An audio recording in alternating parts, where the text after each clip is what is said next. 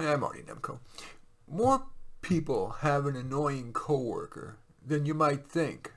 A nationwide survey, it's called Negative Coworker Interactions in the Workplace, it interviewed 1,210 workers, and it found that, quote, the overwhelming majority of workers struggle to deal with one or more annoying coworkers, end quote.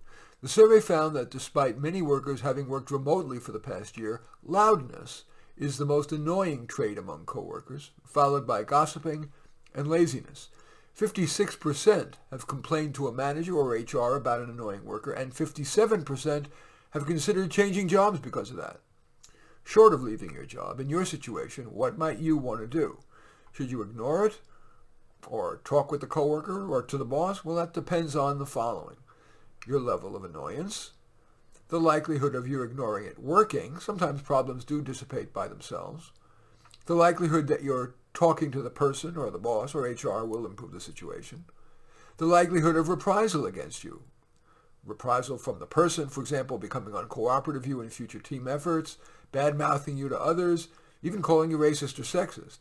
Also, might the boss blame you, for example, deeming you oversensitive, high maintenance? If you decide to do something about the troubling coworker, how might you open the discussion? Well, here's a sample, possibility at least. I have a little concern. See, understating a little concern usually gets your point across while letting the person save face. And ask, is this a good time? Now assume, of course, the person says yes, and then you can go on and say, I feel a little uncomfortable bringing it up, and maybe it's just because we've only recently got back to the office, but I'm having trouble concentrating with the noise in our open workspace. Blaming yourself may reduce the person's defensiveness. Your desk is mine, and you have a good, strong voice. Again, I position it in a positive way. But it's been tough for me, again, using blaming yourself. Is it reasonable of me to ask you to try to hold it down a bit? Maybe take your conversations to the conference room, some of your conversations, to the conference room or the hall? Or should either of us ask the boss whether one of us should move to a different desk?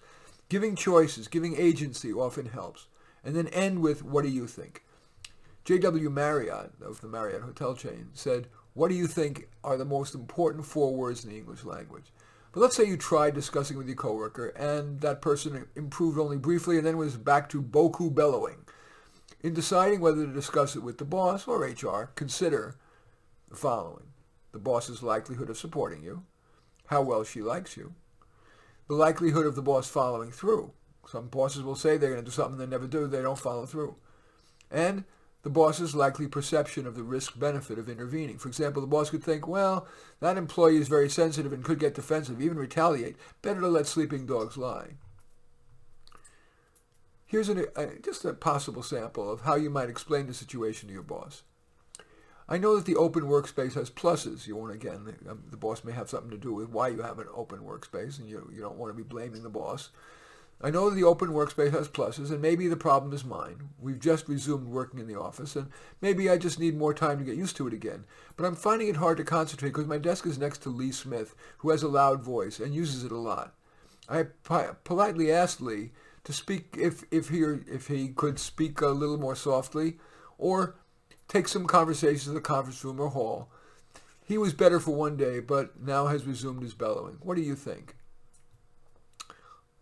The takeaway. Sometimes, as the employer slogan goes, our people are our most important product, but per that survey that I mentioned, people can also be annoying. Maybe one or more of the aforementioned ideas will make them less so. Oh, and P.S., remember that the survey's top 3 annoyances were loudness, gossiping, and laziness. Do you think your coworkers might find you annoying? In any event, I do thank you for watching. I'm Marty Nemko. I welcome your thumbs up and accept your thumbs down. I always look forward to your comments, and especially like if you hit the share button below. Share on your social media so that my efforts can have broader impact. And I am flattered if you choose to subscribe to my channel. In any event, I do thank you for watching. I am Marty Nemko.